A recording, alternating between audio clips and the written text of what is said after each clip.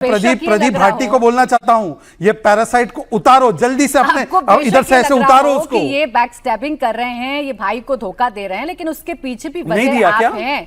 कांग्रेस वाले क्या कह रहे हैं आपने सुना होगा, दरअसल बीजेपी तमिलनाडु पर कब्जा ना कर ले, इसीलिए हमें टीवीके का साथ देना पड़ रहा है। खैर तमिलनाडु पर चर्चा करो उससे पहले केवल एक लाइन। हाँ, ये बंगाल और असम में तो सब इलेक्शन कमीशन ने फिक्स किया था, तमिलनाडु का वर्डिक्ट एकदम बढ़िया मान के उसको सरकार बना रहे, केरलम में भी मान के बना रहे। मतलब कि कितना बेवकूफ बनाएंगे।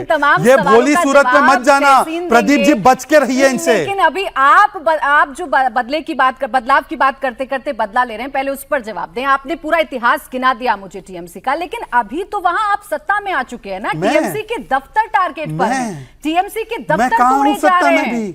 मेरी तो शपथ समारोह भी नहीं हुई, ममता बनर्जी इस मुख्यमंत्री, वो तो खुद बोल रही है मैं मुख्यमंत्री। भारतीय जनता पार्टी के कार्यकर्ता जिनके हाथों में बीजेपी के झंडे हैं, मैंने तस्वीर भी दिखाई, टीएमसी के दफ्तरों पर चढ़कर अगर वहां पर आगजनी करेंगे, तोड़फोड़ करेंगे या बुलडोजर लेकर पहुंच जाएंगे, तो सवाल आपसे ना पूछूं क्योंकि टीएमसी का इतिहास आपने मुझे फोर्स किया इसलिए मैं एग्जांपल दूंगा। आपने फोर्स किया मुझे इसलिए मैं एग्जांपल दे रहा हूं। कल मैं इंडिया टीवी का माइक लेकर जाकर गुंडागर्दी करूं तो मैं इंडिया टीवी का जर्नलिस्ट बन गया? नहीं ना, जब तक एक्रेडिटेशन नहीं होगा, प्राची नहीं सर्टिफाई करें, रजत जी नहीं सर्टिफाई करेंगे कि इंडिया टीवी से, मैं कैसे इंडिया टीवी से कोई भी भाजपा का कार्यकर्ता बन जाएगा? मिस कॉल मारकर कार्यकर्ता नहीं बनाता है। इंडिया टीवी फोन पर मिस कॉल मार के एम्प्लॉइज नहीं रखता है सर। हमारे नहीं बनाते कार्यकर्ता, वो प्रक्रिया शुरू होती है। हमारे यहाँ एक प्रक्रिया है, हमारे यहाँ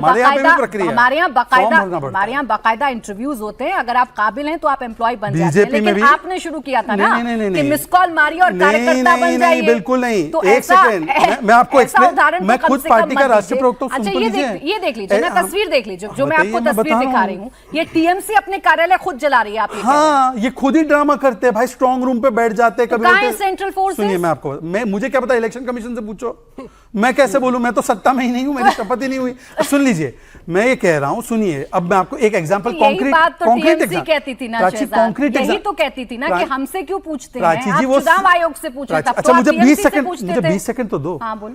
जब ये वायलेंस 21 में हुई, Mamata Banerjee was the caretaker CM बाबा, आज भी वही है सीएम, मैं नहीं हूं सीएम। और इलेक्शन कमीशन और उनको पूछो।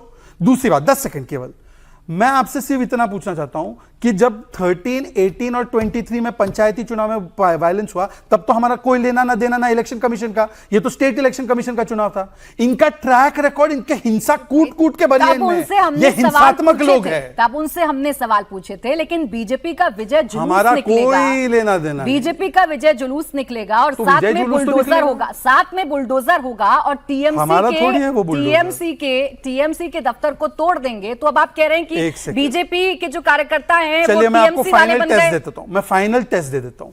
मोदी जी से लेकर शुभेंदु अधिकारी, समीक भट्टाचार्य, हमारे सारे बड़े नेता ने कहा कि कोई किसी प्रकार का हमला किसी पे नहीं करेगा, वी विल नॉट टॉलरेट। इनके यहां से क्या बयान आया? 10 सेकंड, अभिषेक बैनर्जी हाथ पैर तोड़ देंगे, पीठ तोड़ देंगे भाजपा वालों की, 4 तारीख तो आने दीजिए, उसके बाद छोड़ेंगे नहीं। आप गार्गी जी से पूछ लीजिए, वो तो बंगाल की है, पूछिए उनसे।